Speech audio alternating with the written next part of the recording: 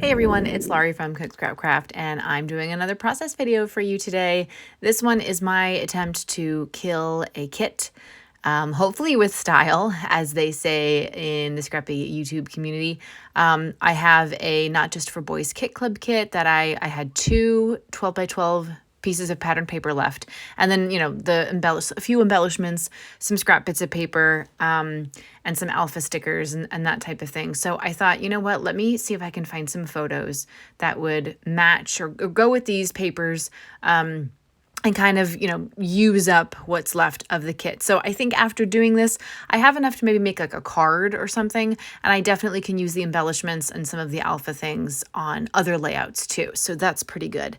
I think I'm pleased with how much I was able to get on this 12 by 12 scrapbook layout.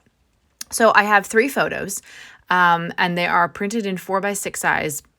For this layout, I'm cutting them down to like 3 by 4, which was really hard to do because the photos are pretty close, to us. It's myself and my daughter, so our heads are kind of big, and cutting them down to size kind of cuts into like my head and her arm. But I wanted them to be small because I need to fit them going across the page, and I wanted them to be within that center kind of grayish cement gray patterned paper. So I couldn't have them be too big. So 3 by 4 is what I cut them down to. That's actually a really good size to scrapbook, especially if you have multiple photos that you're trying to get on a page. I like the 3 by 4 size. I don't really print them in that size anymore, but I will cut them down to that size if I need to. The photos were taken before bedtime one night. I don't even know what we were doing. This was my daughter's idea. So I'm wearing a green shirt. The walls are also green. So when I saw, I pulled out a couple photos because I knew I wanted to do something with like 3 photos.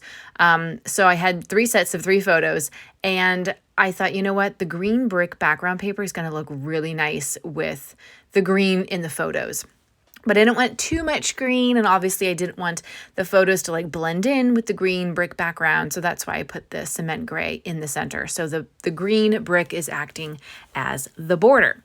So now I'm going to kind of lay out the photos and pick some pieces that I want to have as embellishments and kind of piece everything together and figure out where it needs to go. So I've got some American Craft stickers that I really enjoy.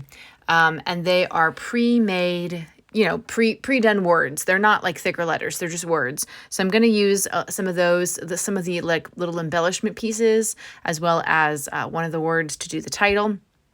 I have some pretty little studio embellishment frames and tags there. So a lot of the frames, actually one of them had been cut in half because the other part I used on a different layout.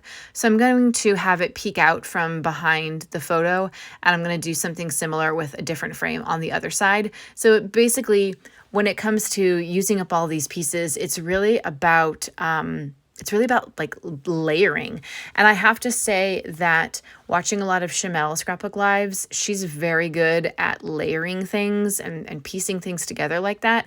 So she was kind of my inspiration as I was trying to figure out what I wanted to do here and how I wanted everything to kind of go together. I just kind of kept building out different sections of layers. So I also took those 3 branding strips that were just hanging out in my little plastic bag with kit pieces, and I decided I was going to do sort of a layered strip going around with those 3 strips there. I cut the edges at an angle just for something different. You could do like a banner type of cut. You could keep them straight and just make them different sizes. I just thought, let's try something different, and I cut the ends at an angle. So I'm just going to layer up there. I did ink the edges of everything in black ink with my Hampton Art black ink pad.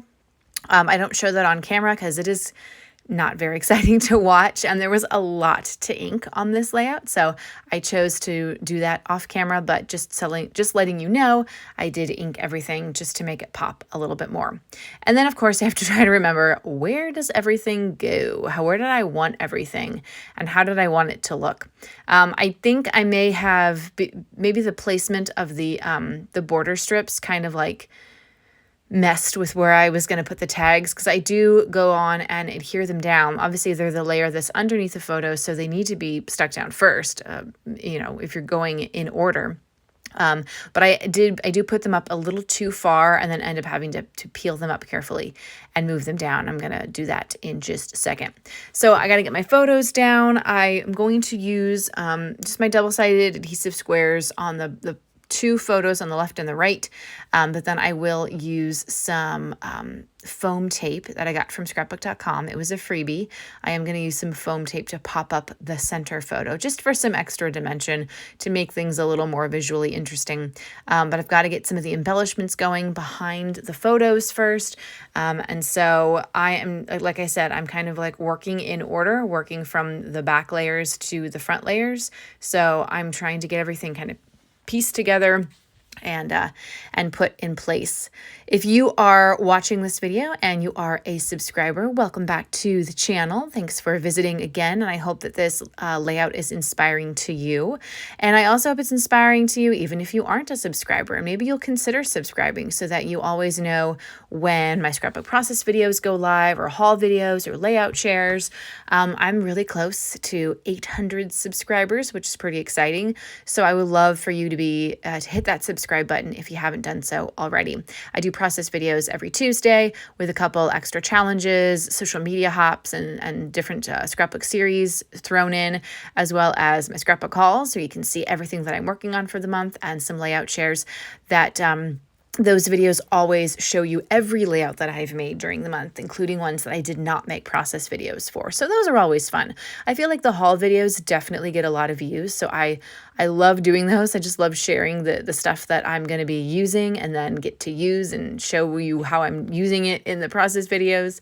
So I hope that you guys enjoy them too. I mean, I guess you do because you're all watching them. So, so here's where I'm just kind of like maneuvering around the two little tags there.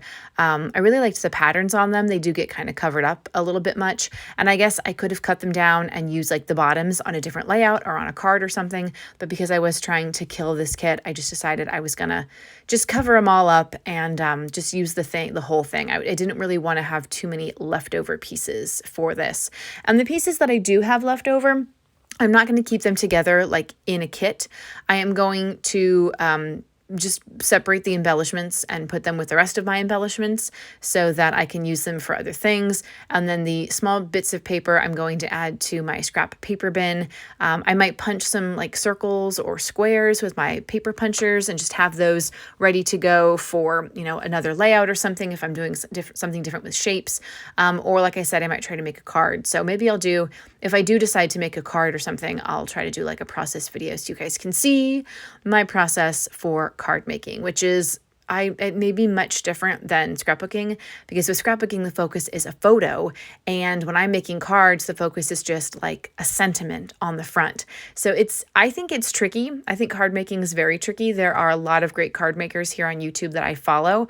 So I would recommend that maybe I'll try to link some of them below so you guys can check them out if you are also a card maker and you're interested in those types of process videos.